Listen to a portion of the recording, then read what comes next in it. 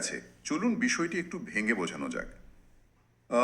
আজ আমাদের সামনে রয়েছে 239 সিবিটি এজেন্ডা বুক 2 নামের একটি সরকারি নথির আস্ত এক পাহাড়, আর এর সাথে প্রাসঙ্গিক আরও বেশ কিছু সাপোর্টিং ডকুমেন্টস। হ্যাঁ, শুরু করা যাক। যারা শুনছেন তাদের জন্য প্রথমেই বলে রাখি, এই সিবিটি মানে হলো সেন্ট্রাল বোর্ড অফ ট্রাস্টিজ। এটি সেই বোর্ড যারা এমপ্লয়িজ প্রভিডেন্ট ফান্ড অর্গানাইজেশন বা সংক্ষেপে ইপিএফও এর মতো একটা বিশাল সরকারি সংস্থার সমস্ত নীতি নির্ধারণ করে। মানে সোজা কথায় বলতে গেলে এই সংস্থাটি কোটি কোটি খেটে খাওয়া মানুষের অবসর জীবনের সঞ্চয়ের কাণ্ডারি। একদম। আর যারা আমাদের সাথে আছেন তাদের এই বিষয়টা শুরুতেই পরিষ্কার করে দেওয়া দরকার যে এটা কোনো বোরিং সরকারি আলোচনা নয়, তাই তো? ঠিক তাই। এই নথির তথ্যগুলো কেবল কিছু শুষ্ক পরিসংখ্যান বা সরকারি মিটিংয়ের মিনিটস নয়। এর প্রতিটি পৃষ্ঠার সাথে সমগ্র কর্মী সমাজের বর্তমান প্রয়োজন এবং ভবিষ্যতের আর্থিক নিরাপত্তা সরাসরি যুক্ত। তা তো বটেই। আজ আমরা কথা বলবো, আর আমাদের এই পুরো আলোচনাটি হবে সম্পূর্ণ নিরপেক্ষ এবং তথ্যভিত্তিক। দারুণ। তো নথির পাতা উল্টাতে গিয়ে যে বিষয়টা আমার নজর সবচেয়ে আগে কেড়েছে তা হলো প্রযুক্তির দিক দিয়ে একটা বিশাল বড় উল্লম্ফনের প্রস্তুতি।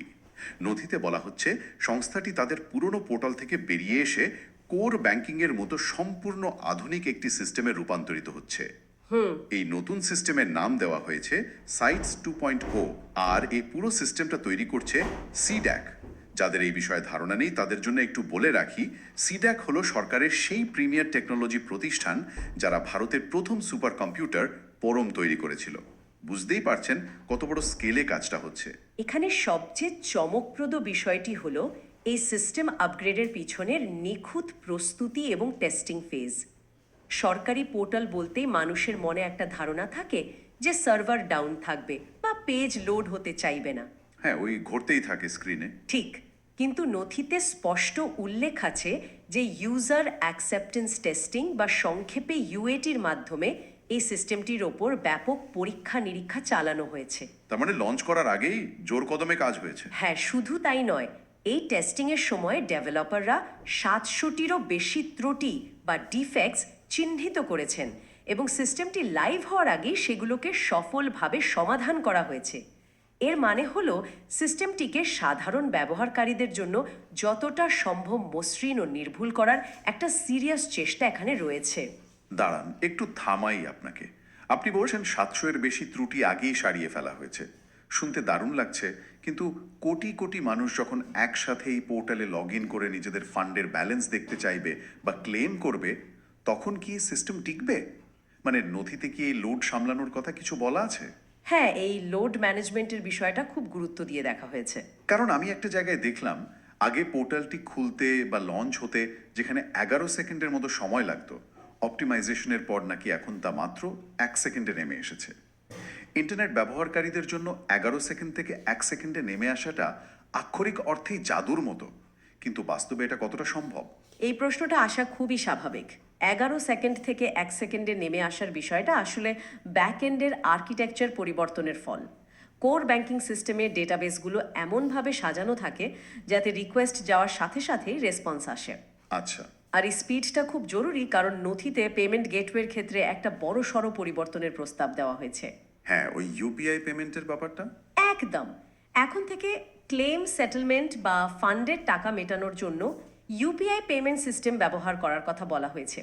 এতদিন ব্যাংকের ডিটেলস দেওয়া, সেটা ভেরিফাই হওয়া, তারপর এনইএফটি বা আরটিজিএস এর মাধ্যমে টাকা আসা, পুরো প্রক্রিয়াটাই বেশ সময় সাপেক্ষ ছিল। ইউপিআই আসার ফলে এই টাকা সরাসরি এবং তাৎক্ষণিকভাবে বেনিফিশিয়ারির অ্যাকাউন্টে পৌঁছানোর রাস্তা তৈরি হচ্ছে। কিন্তু ফান্ডের টাকার ক্ষেত্রে এই ইউপিআই ব্যবহার করাটা কি একটু ঝুঁকিপূর্ণ নয়? আমরা তো প্রায়ই শুনি ভুল নম্বরে বা ভুল অ্যাকাউন্টে টাকা চলে যাওয়ার কথা। ঠিক এই কারণেই নথিতে একটা চমৎকার ব্যালেন্সিং অ্যাক্টের কথা বলা হয়েছে। রিয়েল টাইম পেমেন্ট সিস্টেম সুবিধা যেমন দেয়, তেমনি এর সাথে জালিয়াতি বা ফ্রডের ঝুঁকিও থাকে। আর সেই ঝুঁকি ঠেকাতেই প্রাথমিকভাবে এই ইউপিআই পেমেন্টের একটি নির্দিষ্ট সীমা বা লিমিট নির্ধারণ করা হয়েছে, যা হলো 25,000 টাকা। আচ্ছা, তার মানে কেউ চাইলেই একবারে বড় অ্যামাউন্ট ট্রান্সফার করতে পারবে না? ঠিক ধরেছেন, কেউ চাইলেই একবারেই লাখ লাখ টাকা ইউপিআই এর মাধ্যমে সরাতে পারবেন না। ঝুঁকি নিয়ন্ত্রণের জন্য ধাপে ধাপে এগোনো হচ্ছে। যদি দেখা যায় যে এই সিস্টেমে কোনো সমস্যা হচ্ছে না এবং টাকা ঠিক জায়গার নিরাপদে পৌঁছাচ্ছে, তবে পরবর্তীতে এই 25,000 টাকার সীমাও আরও বাড়ানো হবে। এই যে পোর্টালটা এত দ্রুত হলো বা পেমেন্ট সিস্টেম ফাস্ট হলো, এটার আসল সুবিধা তো কর্মীরাই পাবেন, বিশেষ করে যখন বিপদের সময় ফান্ডের টাকাটা খুব জরুরি হয়ে পড়ে। আর এইখানেই বিষয়টি সবচেয়ে আকর্ষণীয় হয়ে ওঠে। একদম। কারণ কখন এবং কিভাবে একজন কর্মী তার ফান্ডে টাকা তুলতে পারবেন তার একেবারে সুনির্দিষ্ট নিয়ম বা ক্যাটাগরি এই নথিতে স্পষ্ট করা হয়েছে। মানুষের জীবনের বিভিন্ন ধাপে কখন কত টাকার দরকার হতে পারে সেটা নিয়ে বেশ ভালো একটা ম্যাপিং করা হয়েছে। হ্যাঁ, নিয়মগুলোকে বেশ সুনির্দিষ্ট এবং বাস্তবসম্মত করা হয়েছে। যেমন ধরুন, অসুস্থতার ক্ষেত্রে চিকিৎসা কিন্তু একটা বড় ধাক্কা। সেই বিপদের সময় একজন সদস্য তার মোট ব্যালেন্সের 75% পর্যন্ত তুলতে পারবেন, আর এটি বছরে সর্বোচ্চ 3 বার করা যাবে। অর্থাৎ দীর্ঘমেয়াদী চিকিৎসার জন্য টাকার প্রবাহ সচল রাখার একটা অপশন এখানে থাকছে। একদমই তাই। চিকিৎসার খরচ তো আর বলে কয়ে আসে না। আমি বাকি ক্যাটাগরিগুলো দেখছিলাম। শিক্ষার জন্য তোলা যাবে 50% পর্যন্ত, যা সদস্যপদ থাকাকালীন একজন ব্যক্তি সর্বোচ্চ 10 বার তুলতে পারবেন। সন্তানের পড়াশোনার খরচ তো আর একবারে লাগে না, সেমিস্টার বা বছর অনুযায়ী লাগে, তাই 10 বারের এই অপশনটা বেশ লজিক্যাল মনে হলো। আবার বিয়ের ক্ষেত্রে এই পরিমাণটা এক ধাক্কায় অনেকটা বেশি, মানে 90% পর্যন্ত, যা সর্বোচ্চ 5 বার তোলা যাবে। আর বাসস্থান বা বাড়ি কেনার মতো জীবনের সবচেয়ে বড় বিনিয়োগের ক্ষেত্রেও কিন্তু বিশেষ নিয়ম আছে। হ্যাঁ, সেখানে তো পুরো 100% পর্যন্ত ব্যালেন্স তোলার সুযোগ রাখা হয়েছে, তবে সেটি জীবনকালে বা সদস্যপদ থাকাকালীন সর্বোচ্চ 2 বার করা যাবে। এই নিয়মগুলো সাধারণ মানুষের জীবনের বাস্তব চাহিদাগুলোর সাথে খুব ভালোভাবে অ্যালাইন করা। তবে এই টাকা তোলার নিয়মের পাশাপাশি নথিতে এক্সেম্পটেড এস্টাবলিশমেন্টস বা ছাড়প্রাপ্ত প্রতিষ্ঠানগুলোর কথাও বেশ গুরুত্ব দিয়ে বলা হয়েছে। যাদের এই টার্মটা নিয়ে খুব একটা ধারণা নেই তাদের বলি, বড় বড় কিছু কোম্পানি বা প্রতিষ্ঠান আছে যারা নিজেদের কর্মীদের প্রভিডেন্ট ফান্ড নিজেরাই ট্রাস্ট গঠন করে ম্যানেজ করে, সরাসরি সরকারের ফান্ডে টাকা জমা দেয় না। এদেরকেই ছাড়প্রাপ্ত প্রতিষ্ঠান বলা হয়। হ্যাঁ, এবং এদের ক্ষেত্রে ইজ অফ ডুইং বিজনেস বা সহজে ব্যবসা করার পরিবেশ তৈরি করার জন্য একটা বড় প্রশাসনিক সংস্কার নথিতে দেখলাম। আগেই ছাড়প্রাপ্ত প্রতিষ্ঠানগুলোর ফান্ড পরিচালনার জন্য 4টি আলাদা স্ট্যান্ডার্ড অপারেটিং প্রসিডিওর বা এসওপি ছিল। এতগুলো নিয়ম মানতে গিয়ে অনেক সময় অযথাই লাল ফিতের ফাঁস তৈরি হতো, সেগুলোকে একীভূত করে এখন একটি মাত্র সহজ এসওপিতে পরিণত করা হয়েছে। তবে এই সহজ করার মানে কিন্তু এই নয় যে ছাড় দেওয়া হয়েছে, বরং উল্টোটাই। নথিতে একটি অত্যন্ত কড়া নিয়মের কথা বলা হয়েছে যা কর্মীদের টাকার চূড়ান্ত সুরক্ষা নিশ্চিত করে। যদি এই ধরনের কোনো নিজস্ব ট্রাস্ট ভুল জায়গায় বিনিয়োগের কারণে বা মার্কেটের ওঠানামার কারণে ক্ষতির সম্মুখীন হয়, তবে সেই ক্ষতির দায় কর্মীরা নেবেন না। তাহলে দায়টা কে নেবে? কোম্পানি? হ্যাঁ, নিয়ম করা হয়েছে নিয়োগকর্তাকে বা কোম্পানিকে অবশ্যই 2 মাসের মধ্যে সেই ক্ষতি নিজ পকেট থেকে পূরণ করতে হবে। এবং সবচেয়ে গুরুত্বপূর্ণ বিষয় হলো, শুধু আসল টাকা নয়, তার সাথে সুদ সহ পুরো টাকাটা ফান্ডে ফেরত দিতে হবে। এটা তো বলতে গেলে একদম আয়রন ক্ল্যাড সিকিউরিটি। মানে ফান্ডের ম্যানেজার যদি ভুল জায়গায় টাকা খাটিয়ে লোকসানও করে, কর্মীর টাকার কোনো ক্ষতি হবে না, বসকে নিজের পকেট থেকে সেটা মেটাতে হবে। সত্যি, ভেতরের দিকের এই নিয়মগুলো না জানলে বোঝাই যেত না সিস্টেমটা কতটা প্রোটেক্টিভ। তা তো বটেই, এই নিয়মগুলোই এই ফান্ডগুলোর মূল ভিত্তি। আচ্ছা, এবার দেশের গণ্ডি পেরিয়ে একটু আন্তর্জাতিক অঙ্গনে নজর দেওয়া যাক।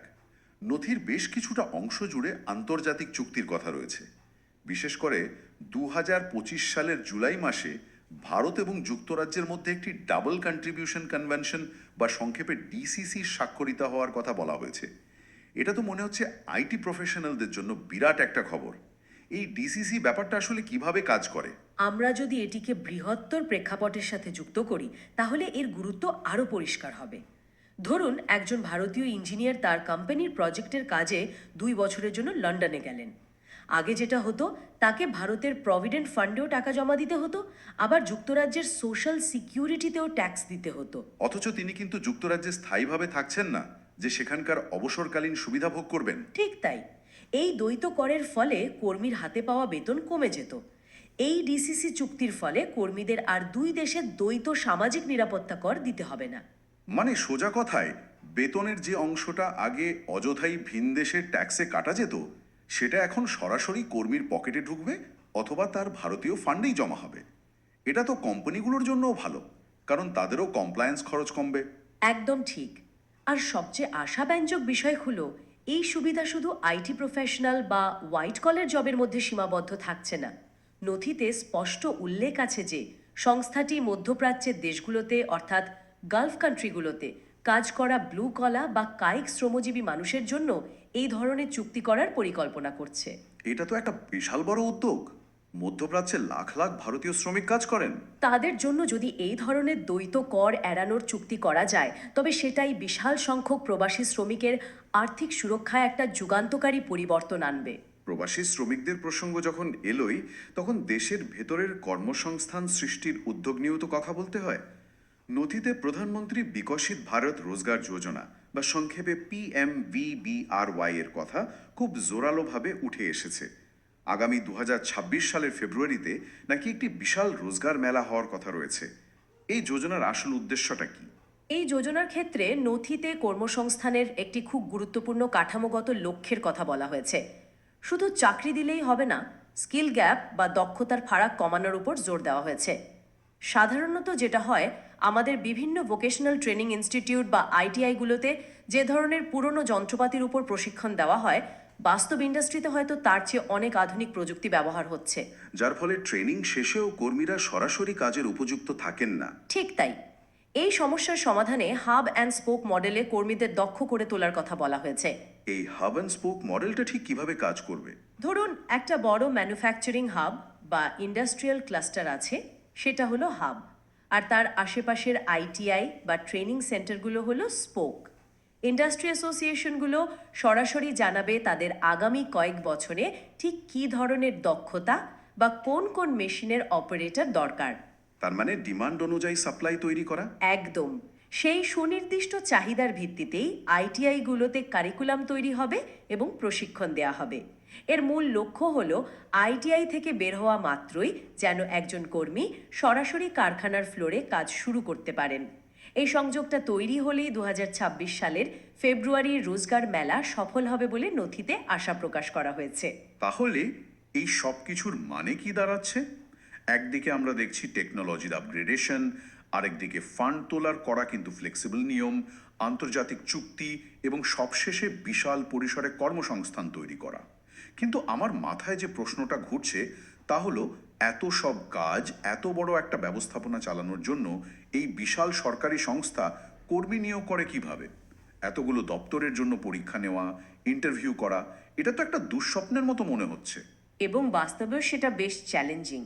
নথির একেবারে শেষের দিকের একটা অংশে এই নিয়োগ প্রক্রিয়ার ভেতরের কিছু নাটকীয় তথ্য রয়েছে। সাধারণত ন্যাশনাল টেস্টিং এজেন্সি বা এনটিএ এই ধরনের বড় পরীক্ষাগুলোর আয়োজন করে থাকে, কিন্তু নথির তথ্য অনুযায়ী 2025 সালের মে মাসে যে বড় পরীক্ষাটি হওয়ার কথা ছিল, প্রশাসনিক কারণ দেখিয়ে এনটিএ তার ঠিক আগ মুহূর্তে সেই পরীক্ষার আয়োজন থেকে সরে দাঁড়ায়। এটা তো অনেকটা বিয়ের মণ্ডপে ক্যাটারার বদল ফেলার মতো অবস্থা। মে মাসে পরীক্ষা আর তার ঠিক আগেই এজেন্সি বলছে তারা পারবে না।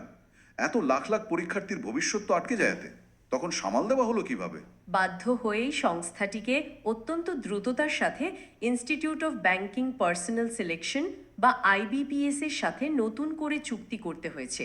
আইবিপিএস ব্যাংকের পরীক্ষা নেওয়ার ক্ষেত্রে অত্যন্ত দক্ষ, কিন্তু এই হঠাৎ করে এজেন্সি বদল এবং পুরো লজিস্টিক্স নতুন করে সাজানোর খরচের যে হিসাব নথিতে দেওয়া হয়েছে, তার রীতিমতো চমকে দেওয়ার মতো।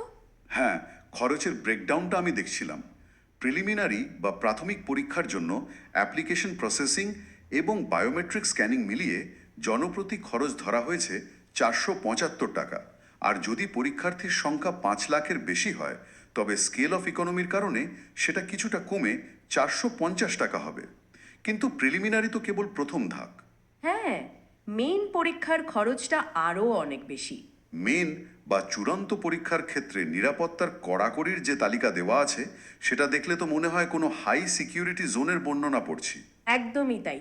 মেইন পরীক্ষার ক্ষেত্রে জালিয়াতি বা হাইটেক চিটিং রুখতে হ্যান্ডহেল্ড মেটাল ডিটেক্টর বা HHMD দিয়ে প্রত্যেক পরীক্ষার্থীকে চেক করা হবে। প্রতিটি পরীক্ষা কেন্দ্রে সিসিটিভি ক্যামেরা থাকবে এবং ইলেকট্রনিক ডিভাইস অকেজো করতে সিগন্যাল জ্যামার ব্যবহার করা হবে। এই বিপুল নিরাপত্তার কারণে মেইন পরীক্ষায় জনপ্রতি খরচ বেড়ে দাঁড়াবে 593 টাকা 50 পয়সা। এর সাথে আবার পুরো খরচের উপর 18% জিএসটি যুক্ত হবে।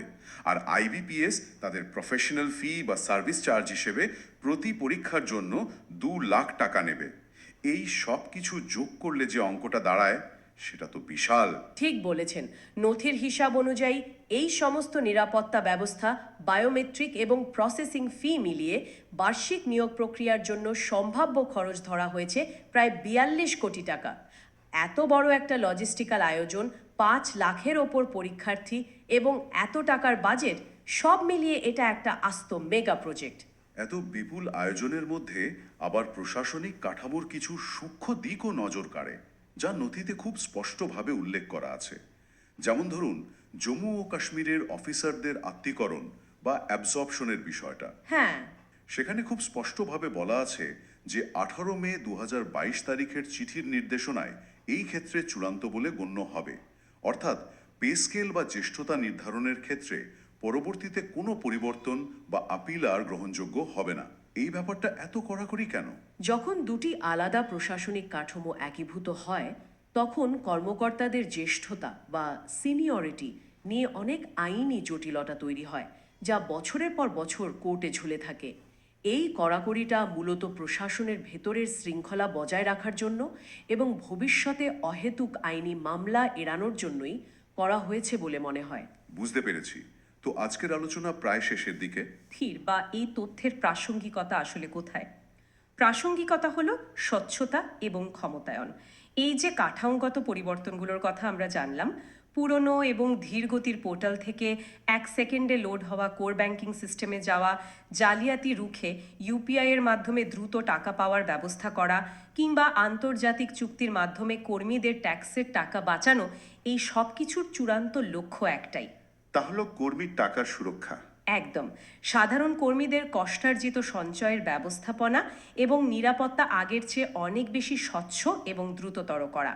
কর্মীরা যেন তাদের ফান্ডের হিসাব নখদর্পণে রাখতে পারেন, বিপদের সময়ে বা প্রয়োজনে সহজে টাকা তুলতে পারেন এবং তাদের জমানো টাকার উপর যেন তাদের পূর্ণ অধিকার বজায় থাকে, সেটাই এই বিশাল কর্মযজ্ঞের মূল উদ্দেশ্য। সত্যি এই ভেতরের খবরগুলো না জানলে বোঝাই যেত না যে একটা ফাইলের স্তূপের নিচে কোটি কোটি মানুষের জীবনের সুরক্ষার এতগুলো স্তর লুকিয়ে আছে। তবে আজ বিদায় নেওয়ার আগে একটা ভাবনা রেখে যেতে চাই। আজকের আলোচনায় আমরা দেখলাম যে পোর্টাল এখন 11 সেকেন্ডের জায়গায় 1 সেকেন্ডে খুলছে। আর ক্লেম সেটেলমেন্টের জন্য আমরা ইউপিআই এর মতো রিয়েল টাইম পেমেন্ট সিস্টেম ব্যবহার করতে যাচ্ছি, যা শুরু হচ্ছে 25,000 টাকার লিমিট দিয়ে।